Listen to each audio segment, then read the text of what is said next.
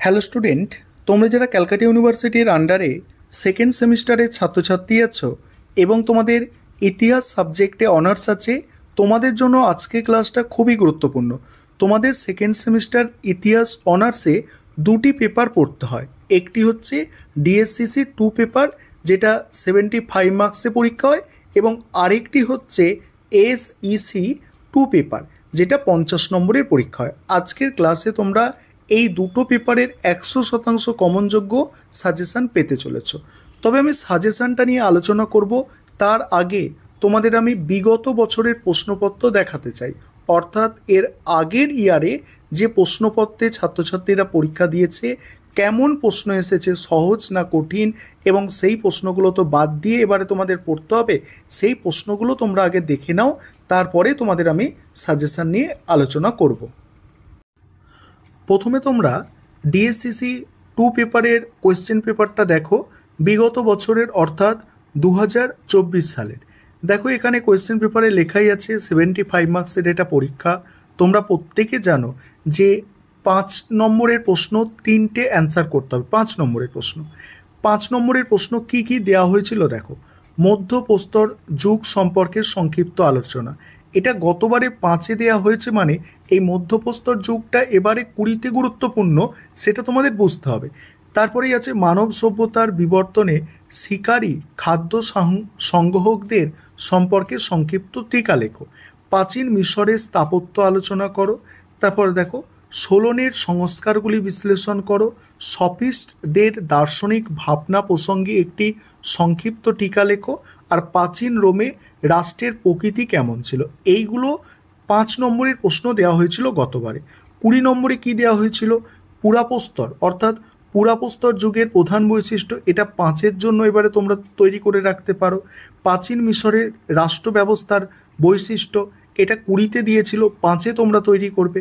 মানব সভ্যতায় লৌহ প্রযুক্তির আবির্ভাব সংক্রান্ত ঐতিহাসিক বিতর্কটির তাৎপর্য। তারপরে গ্রিক সভ্যতা কি দাস শ্রমের ওপর নির্ভর ছিল, আলোচনা করো।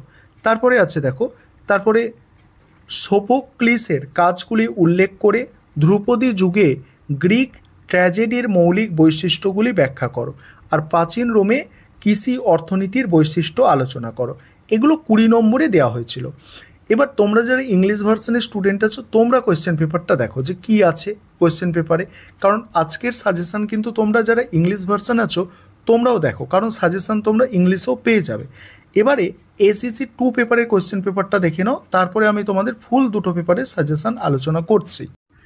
এবারে তোমরা এসিসি 2 পেপার, এই পেপারের বিগত বছর অর্থাৎ 2024 সালের কোয়েশ্চেন পেপারটা দেখো। 50 নম্বরের পরীক্ষা হয় এই পেপারটা, তোমাদের আমি আগেই বলেছি এবং তোমরাও সেটা জানো। এখানে 30 নম্বরের একটা প্রশ্ন লিখতে হয়। দেখছো এখানে কোনো অর থাকে না, এখানে অর ছিল যে ভারতের জাতীয় উৎসব এটা করতে বলা হয়েছে, বা বাংলার যে কোনো একটি উৎসব অথবা মেলা সম্পর্কে লিখতে বলা হয়েছে। অর্থাৎ এখানে একটাই প্রশ্ন দেওয়া থাকে, এইভাবে সেখান থেকে তোমাদের অ্যান্সার করতে হয়। এবার তাহলে কি এসেছিল গতবারে তোমরা দেখতে পাচ্ছ। এবং এখানে দেখো 10 নম্বরের প্রশ্ন, 10 নম্বরের প্রশ্ন 4টে দেওয়া থাকে, দুটো অ্যান্সার করতে হয়। সেখানে কি কি প্রশ্ন এসেছিল, যে ঐতিহাসিক পটভূমির বিশেষ উল্লেখ সহ ভারতের সাংস্কৃতিক ঐতিহ্যের উপর একটা নিবন্ধ। আর তারপরে হচ্ছে উপযুক্ত উদাহরণ সহ ভারতের মূর্ত এবং বিমূর্ত সাংস্কৃতিক ঐতিহ্য ব্যাখ্যা করো। তারপরে সাংস্কৃতিক ঐতিহ্য সংরক্ষণে সংগ্রহশালার ভূমিকা। আর হচ্ছে সাংস্কৃতিক ঐতিহ্য ও পর্যটনের সম্পর্ক সংক্ষেপে ব্যাখ্যা করো। আর ভারতের যে কোনো 5টি ঐতিহ্যবাহী ক্ষেত্র উল্লেখ করো। এই হচ্ছে তোমাদের এসিসি পেপারের কোয়েশ্চেন পেপার। আর তোমরা যারা ইংলিশ ভার্সনের স্টুডেন্ট আছো তোমরা দেখো, এটা হচ্ছে কোয়েশ্চেন পেপার। এবারে তোমরা সাজেশানটা দেখো। এবারে তোমরা সম্পূর্ণ সাজেশানটা দেখে নাও। প্রথম প্রশ্ন আছে কি, মানুষের বিকাশ ও বিবর্তনের সংক্ষিপ্ত ইতিহাস লেখো। 20 নম্বরের প্রশ্নগুলো প্রথমে দেখো। পরের প্রশ্ন আছে নব্যপ্রস্তরীয় বিপ্লবের বৈশিষ্ট্যগুলি আলোচনা করো, বা নব্যপ্রস্তর যুগের বিপ্লবের বৈশিষ্ট্য বা নব্যপ্রস্তর যুগের বৈশিষ্ট্য, এইভাবে প্রশ্নটা আসতে পারে। গতবারে 20 নম্বরে তোমাদের দিয়েছিল পুরাপ্রস্তর যুগ, এবারে তোমাদের নব্যপ্রস্তর যুগটা কিন্তু ইম্পর্টেন্ট আছে, অনেকই ইম্পর্টেন্ট। তারপরে পরের প্রশ্ন দেখো, পশ্চিম এশিয়ার আদি লৌহ যুগের প্রভাব আলোচনা করো। পশ্চিম এশিয়ার আদি লৌহ যুগের প্রভাব। নেক্সট আছে দেখো, প্রাচীন গ্রিসে ট্র্যাজিক নাটকের বিকাশের ধারাগুলি আলোচনা করো। প্রাচীন গ্রিসের ট্র্যাজিক নাটকের বিকাশের ধারা। পরের প্রশ্ন আছে, সাং আমলে চীনের রাজনৈতিক ইতিহাস বিশ্লেষণ করো। যেগুলো মোস্ট ইম্পর্টেন্ট সেগুলো স্টার দিয়ে চিহ্নিত করা আছে। পরের প্রশ্ন আছে, নাগরিকদের প্রসঙ্গ বিশেষভাবে উল্লেখ করে স্পার্টার সমাজ ব্যবস্থা সম্পর্কে একটি নিবন্ধ লেখো। পরের প্রশ্ন, প্রাচীন গ্রিসের একজন নাট্যকার হিসাবে অ্যারিস্টোফানিসের মূল্যায়ন করো। আর গত বছর এসেছিল সোফোক্লিসের কাজ, ঠিক আছে। এবারে তোমরা এই অ্যারিস্টোফানিসটা ভালো করে করবে। তারপরে প্রাচীন রোমের দাস ব্যবস্থার ওপর একটি টিকা। গতবারে এসেছিল প্রাচীন রোমের কৃষি ব্যবস্থা, দাস ব্যবস্থা এবারে কিন্তু গুরুত্বপূর্ণ। তারপরে দেখো, মানব লৌহ প্রযুক্তির আবিষ্কার সংক্রান্ত ঐতিহাসিক বিতর্ক আলোচনা করো। স্পার্টার সংবিধানের প্রধান বৈশিষ্ট্য, পলিসের বৈশিষ্ট্য, প্রাচীন গ্রিসের সমাজ অর্থনীতিতে দাস প্রথা কীভাবে একটি স্বাভাবিক বৈশিষ্ট্যে পরিণত হয়েছিল, আর মিশরের প্রাচীন রাজ্যের সাধারণ বৈশিষ্ট্য। দেখো, একদম কম্প্যাক্ট সাজেশন তোমাদের জন্য তৈরি করে দেওয়া হয়েছে। এখানে কিন্তু যেগুলো স্টার দিয়ে চিহ্নিত করা আছে, আশা করি তোমাদের এর মধ্যে থেকেই কমন চলে আসবে। তবে যারা একটু দেখতে একটু পড়তে ভালোবাসো বইপত্র, তোমাদের বলবো সম্পূর্ণটাই তোমরা একটু দেখো, যেগুলো বেশি স্টার আছে মানে সেগুলোকে খুব ভালো করে দেখো। আর আরেকটা বিষয় এখানে বলে নিই, তোমাদের জন্য এই যে পেপার, এই পেপারগুলোর স্টাডি মেটেরিয়াল তৈরি করা হয়েছে। স্টাডি মেটেরিয়াল মানে কি, যে এই যে প্রশ্নগুলো অর্থাৎ সাজেশান তোমরা দেখছো, সেই সাজেশানের অ্যান্সার তোমাদের জন্য রেডি করা হয়েছে। তোমাদের কাছে যাদের কাছে এই অ্যান্সারগুলো খুব ভালো করে লেখা নেই বা বইপত্র তেমন কিছু নেই, সেক্ষেত্রে তোমরা যদি একদম সাজানো গোছানো অ্যান্সার চাও, সেক্ষেত্রে নিচের নম্বরে যোগাযোগ করে পারচেস করতে পারো স্টাডি মেটেরিয়ালটা। এবারে এই যে ডিএসসিসি 2 পেপার, এগুলো এই পেপারে 5 নম্বরের জন্য তোমরা এবারে কোন প্রশ্ন তৈরি করবে দেখো। প্রথম প্রশ্নই আছে, নিম্ন পুরাপ্রস্তর যুগের ওপর সংক্ষিপ্ত টিকা। গতবারে মধ্যপ্রস্তর যুগ এসেছিল 5 নম্বরে। তোমরা এবারে 5 নম্বরে এই নিম্ন পুরাপ্রস্তর এবং মানে পুরাপ্রস্তর যুগ এই দুটোকে করো। তারপরের প্রশ্ন দেখো 5 নম্বরের, প্রাচীন চীনে সাং আমলের রাষ্ট্র ব্যবস্থা আলোচনা করো। পরের প্রশ্ন, পশুপালক যাযাবর বৃত্তি বলতে কি বোঝো? নেক্সট প্রশ্ন দেখো, পশুপালক যাযাবর বৃত্তি এটা বলে দিলাম। পরের প্রশ্ন, প্রাচীন গ্রিসের ঐতিহাসিক থুকিডিডিসের সংক্ষিপ্ত মূল্যায়ন করো।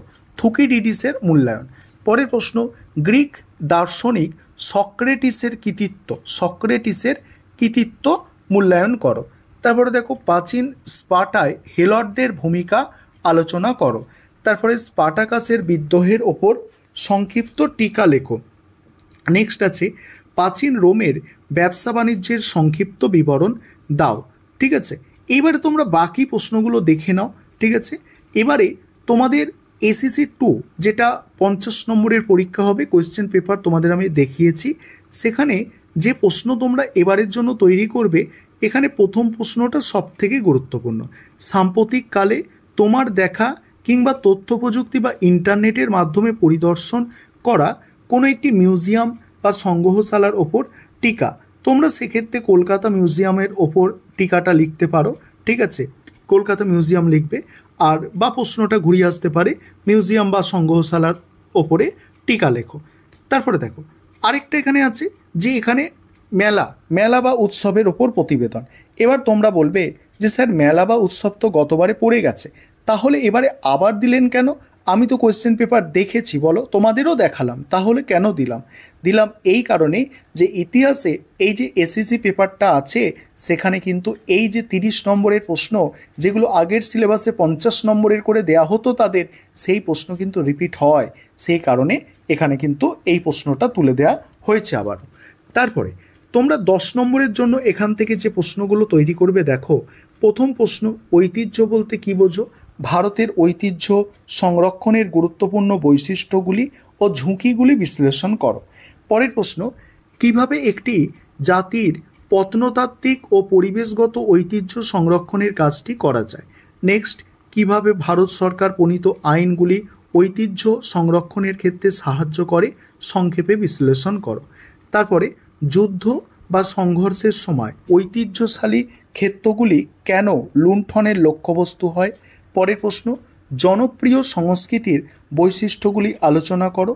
নেক্সট আছে কিভাবে লোকশিল্প মানুষের সংস্কৃতি বুঝতে সাহায্য করে। নেক্সট, ঐতিহাসিক ঘটনার ওপর নির্মিত যে কোনো একটি ভারতীয় সিনেমা বা থিয়েটারের ওপর সংক্ষেপে একটি প্রবন্ধ লেখো। পরের প্রশ্ন, সামাজিক আন্দোলনের থিয়েটার বা সঙ্গীত এর প্রভাব সম্পর্কে সংক্ষিপ্ত আলোচনা করো। এবারে তোমরা যারা ইংলিশ ভার্সনের স্টুডেন্ট আছো তোমরা দেখো, তোমরা প্রথমে ডিএসসিসি 2 পেপারের সাজেশানটা দেখে নাও। এটা ডিএসসিসি 2 পেপারের সাজেশান, ঠিক আছে। এগুলো প্রথমে 20 মার্কসের আছে, তারপর 5 মার্কসের আছে, আর আমাদের ইংলিশ ভার্সনেও স্টাডি মেটেরিয়াল রেডি আছে। তোমরা যদি কেউ ইংলিশ ভার্সনেও স্টাডি মেটেরিয়াল পারচেস করতে চাও সেক্ষেত্রে তোমরা ইংলিশ ভার্সনেও স্টাডি মেটেরিয়াল পেয়ে যাবে।